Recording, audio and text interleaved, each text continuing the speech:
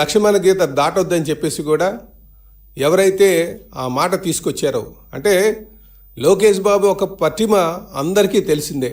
లోకేష్ బాబు ఒక పటిమ ద్వారా ఈ పార్టీని ఏ విధంగా తీసుకెళ్తున్నారో అందరికీ తెలిసిందే. లోకేష్ బాబు ఒక నాలెడ్జ్తో మెంబర్షిప్ ఎంత ఫాస్ట్గా ఎప్పుడు కని విని ఎరగనటువంటి విధంగా ఆయన చేశారో అందరికీ తెలిసిందే. సో ఇక్కడ అది కాదు. ఎందుకంటే ఒక పార్టీకి మనం ఎవరైనా సరే అనౌన్స్ చేయాలంటే ఆ పార్టీకి ఒక పద్ధతి ఉంది. ఆ పద్ధతి ద్వారా మనం చేయాలి తప్ప ఎవరి ఇష్టానుసారం మాట్లాడడానికి లేదు. అయితే ముఖ్యంగా ఇది ఎందుకు రేకప్ చేస్తున్నారంటే అపోజిషన్ పార్టీ కాలకేయుల్లాగా ఎదురు చూస్తున్నారు. కాలకేయులు ఉంటారు కదండి, ఏ విధంగా ఈ ముగ్గురిని ఏదో విధంగా విడగొట్టాలి. కనుకనే ఆంధ్ర ప్రజలందరూ కూడా మరి మీ ద్వారా తెలియజేస్తున్నాను, కాలకేయుల్లాగా ఎదురు చూస్తున్నారు ఈ వైసీపీ నాయకులు. వాళ్ళకి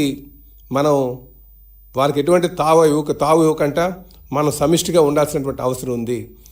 ఇది పార్టీల మధ్యన విభేదాలు సృష్టించి ఆ పంతరంలో అందులో లాగడానికి ట్రై చేస్తున్నారు.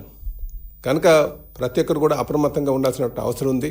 మూడు పార్టీ నాయకులు కూడా అప్రమత్తంగా ఉండాల్సినటువంటి అవసరం ఉందని చెప్పి తెలియజేస్తున్నాను.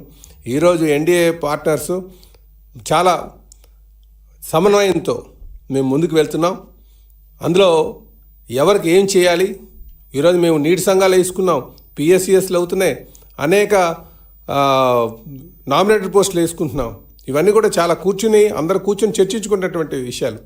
కనుక ఈరోజు ఏదైనా సరే ఎవరికైనా ఏదైనా పదవి అనౌన్స్ చేయాలంటే జాతీయ అధ్యక్షులు వారు చెప్తారు.